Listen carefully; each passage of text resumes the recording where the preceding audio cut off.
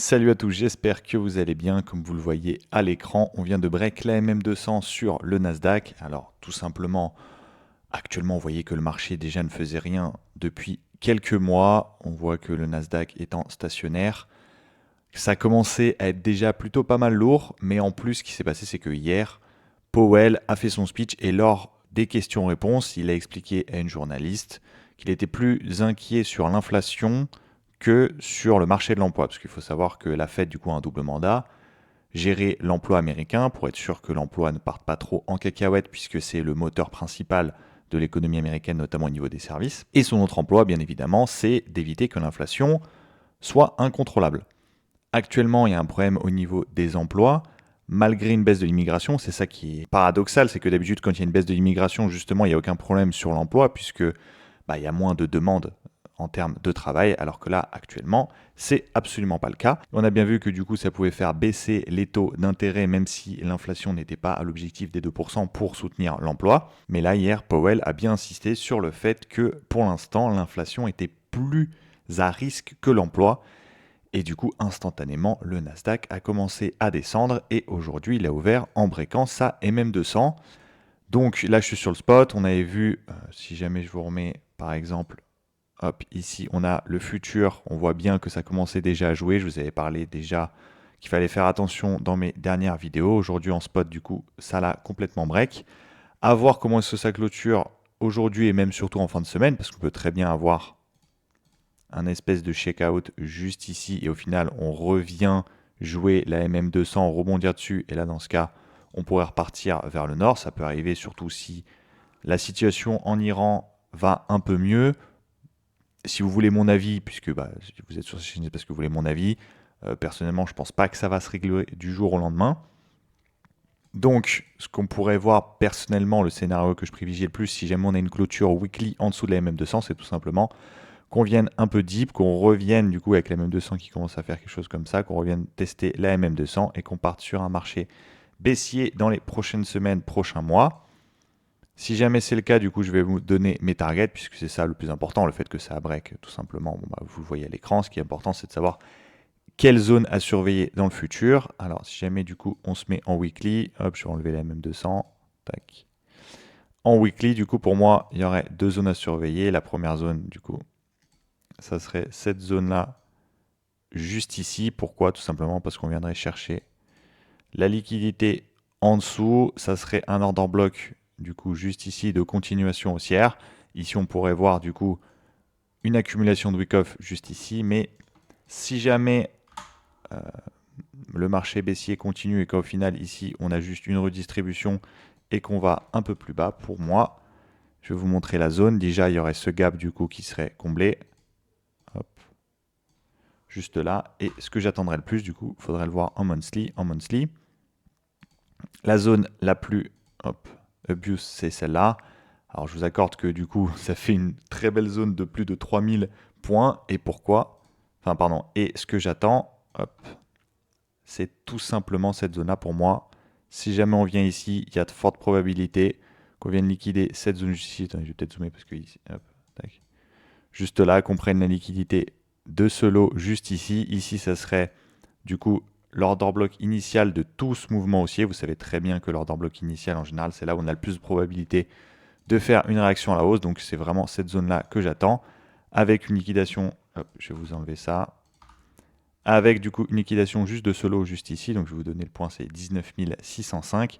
Et après, on pourrait repartir vers le nord. Ça nous ferait une zone à partir des sommets à peu près de moins 25%.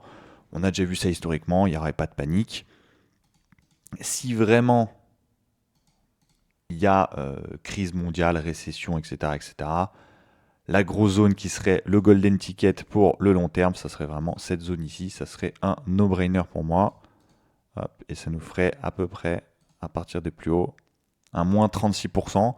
C'est clairement possible. Et si jamais c'est le cas, pour moi, à partir d'ici, il y aurait une très très forte probabilité d'un rebond. Et pour moi, il ne faudrait pas être trop gourmand, même si on a une zone juste ici qu'on peut voir là. Pour moi, si jamais on vient juste en dessous, ici, il y aura rebond instantanément et on pourrait repartir en V-bottom et repartir très très vite vers le nord. BTC aussi, du coup, hop, je vais vous enlever la MM200. Bon, on est toujours sous la MM200, je peux vous la laisser si vous voulez, mais on est toujours en dessous. Donc pour moi, à partir du moment où on avait break la MM200, on était baissier sur le BTC, on l'est toujours. Ici, on avait vu qu'il y avait un début de hausse qui pouvait être plutôt intéressant. Ici, vous avez la zone en weekly, on est bien venu la chercher, qu'on peut voir juste ici. Il y avait des probabilités, personnellement, je vous en avais parlé, qu'on vienne chercher juste ce high, juste là. Pour moi, si jamais on venait juste prendre cette liquidité et on aurait continué la baisse. Finalement, ce qu'on a fait, c'est qu'on est juste venu faire un fake juste ici. De toute façon, vous l'avez vu sur Twitter. Même si je ne suis pas beaucoup les personnes sur Twitter, à partir du moment où je vois pas mal de posts bullish, c'est que vraiment, il y a un retour du FOMO. Du coup, instantanément, on s'est fait corriger la gueule, surtout sur le Tao. Le problème, c'est que le Tao, regardez, pour ça que pour moi, l'analyse technique est vraiment super importante. En fait, on a cassé zéro structure. Allez, hop. Si jamais vous vous mettez en weekly, vous voyez encore mieux, vous avez cette grosse zone juste ici. Qu'est-ce qu'il y avait? Comme la plupart des crypto-monnaies qui ont réagi, c'était le même cas sur Render. Qu'est-ce qui se passait? En fait, il y a eu un excès baissier juste ici. Certes, il y a eu une hausse, mais on n'arrive pas à break. Du coup, qu'est-ce qui se passe? En fait, on continue tout simplement la baisse. Et ici, on est venu refermer des ordres pour continuer la baisse. Pour l'instant, hop, je vais revenir sur BTC, mais je vous remets les zones. Personnellement, je n'ai pas acheté de BTC. Je pourrais vous dire que j'ai acheté du hype et que je suis trop fort. Absolument pas. On va y revenir tout de suite après. Je n'ai absolument rien acheté depuis très longtemps, même sur les dérivés. Je suis vraiment pas chaud. Il y a déjà assez à choses à faire sur le marché tradi. Je trade en ce moment beaucoup plus le Nasdaq et le pétrole. Un peu de gold, mais je trouve pas super facile à trader actuellement. Donc, les conditions de marché en plus sont vraiment pas terribles avec des spreads qui sont un peu plus élevés que d'habitude. Mais bref, tout ça pour dire que le BTC, j'attends toujours cette zone juste ici, entre les 48 et les 38K. Pour moi, ça va vraiment être une zone décisive. Ici, ça serait vraiment le golden ticket en dessous des 34K. Et je vous ai mis la petite zone si vraiment on y va. Je ne pense pas qu'on y aille en dessous. Je pense que vraiment la zone avec les plus fortes probabilités, c'est ici entre les 48 et les 38K. C'est la zone que j'attends. Et avant ça, il y a très peu de chances que je prenne du BTC, sauf si vraiment on commence à avoir une dynamique haussière qui commence à s'installer ici. Je pourrais revoir mon calibre, parce que bien évidemment, je peux être invalidé, il n'y a aucun souci là-dessus. Mais pour l'instant, je ne me fais pas trop d'illusions, surtout si le Nasdaq commence à dévisser. Du coup, je voulais revenir aussi sur le hype qui est super intéressant. Regardez, pourquoi est-ce que je vous ai dit que il y avait la zone qui était juste ici. J'aurais très bien pu vous dire que je suis trop fort et que j'ai acheté dans cette zone. Non, c'était une zone d'intérêt. J'ai pas eu ce que je voulais. Pourquoi? Tout simplement parce qu'en fait, on est juste revenu faire une liquidation ici. Donc certes, on a pris des liquidations ici. Mais en fait, j'aime pas du tout prendre avec une seule liquidation. En général, ce que j'attends, c'est une deuxième liquidation. Donc si jamais on avait eu une liquidation ici, puis un retour sur order block qu'on peut voir juste là, j'aurais pris. Mais j'ai pas eu ce que je voulais, donc j'ai laissé filer. Mais ça prouve que Hyperliquid est vraiment à part et que c'est vraiment une pépite. Lors de mon dernier live, je vous avais expliqué que, à part BTC et Hype, j'étais moyen chaud pour prendre des autres altcoins. Pump, c'est vraiment l'autre que je pourrais prendre. Le seul souci que j'ai avec Pump, c'est leur revenu d'1 million et quelques qui est beaucoup trop régulier, qui sent un peu la cavale derrière. Après, moi, ça me pose absolument pas de souci de faire partie du crime tant que mon bag s'apprécie et que ça explose une fois que j'ai vendu et que j'ai pris des profits.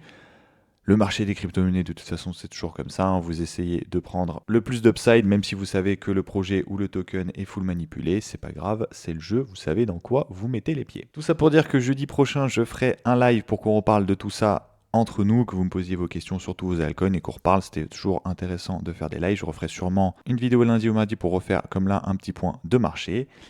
Et je vous remercie, comme d'habitude, pour le temps que vous m'avez consacré. À la prochaine. Tchuss!